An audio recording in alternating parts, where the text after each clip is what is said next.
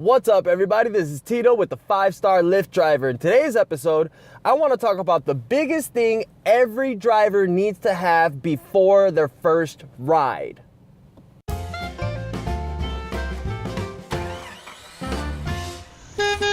The biggest thing every driver needs to have before they set out in this voyage of being a rideshare driver is goals.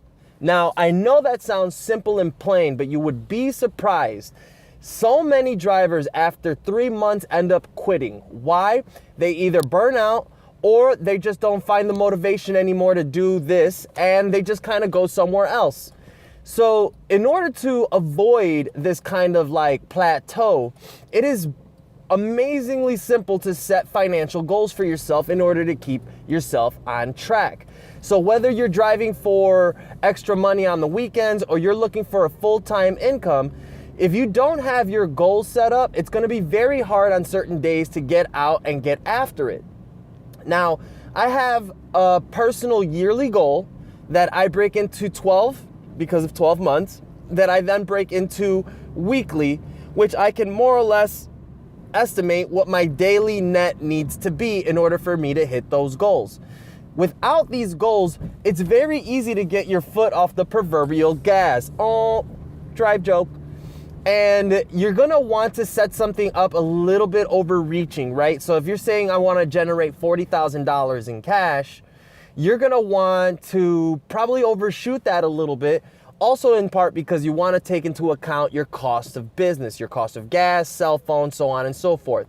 My overall overhead is about 20 to 25% of my monthly net. And that's only if I'm doing at least 30 to 45 hours a week. And it's because I take in a lot of gas, I have so many costs and so on. So if you don't set these goals for yourself, right, and you don't analyze what it'll take to a daily basis, then you don't have enough incentive or motivation to get out and drive.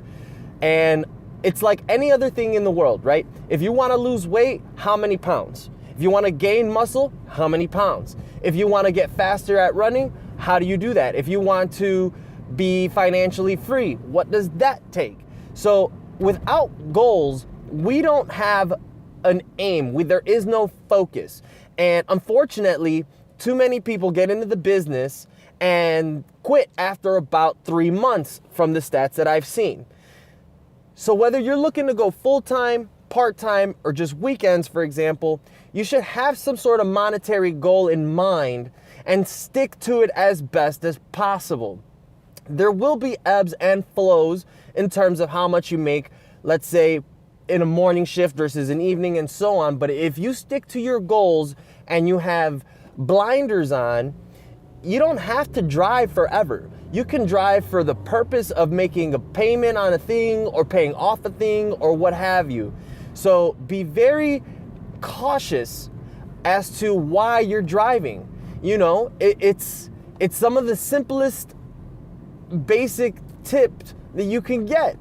Why do you do this? It's not going to be easy sometimes. It's going to be boring. You're going to be sitting there at times thinking, man, I should just go home. I've talked to a lot of drivers who sometimes let their foot off the gas and just make their overhead payments, if that. And it's unfortunate because this is a great gig. Where else can you just get your car and start making money? It's a daily thing. You get paid daily. So if you don't have goals, you can sometimes let loose a little bit and then start skipping hours, start skipping days, and the next thing you know is that you're just scrounging for cash again, and we've all been there.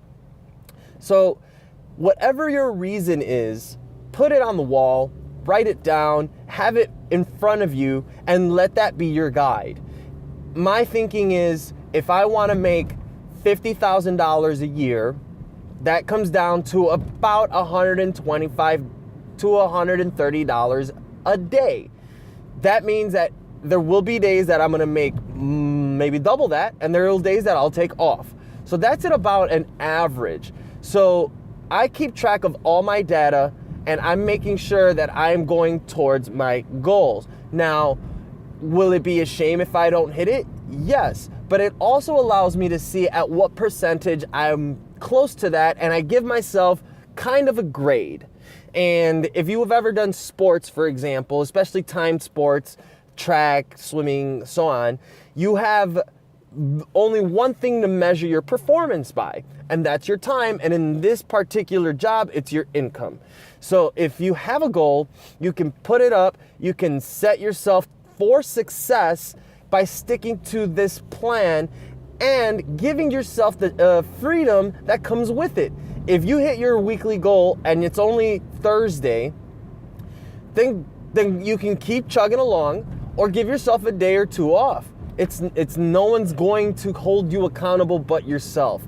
Goals will only reflect to you your effort and your personal score.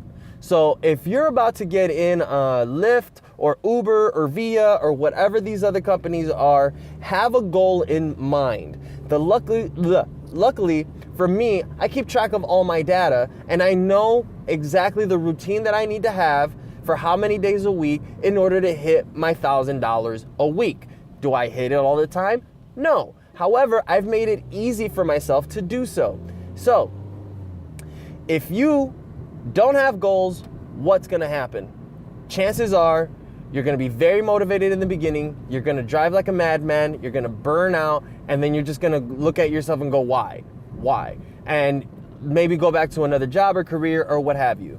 So don't be that guy. If you really need money and you really think you can do something with this opportunity, and by all means, treat it as a business. Get goals, get a structure to your day, and you will be surprised by how amazing you can perform. I love it. All right, that's my rant. Bye.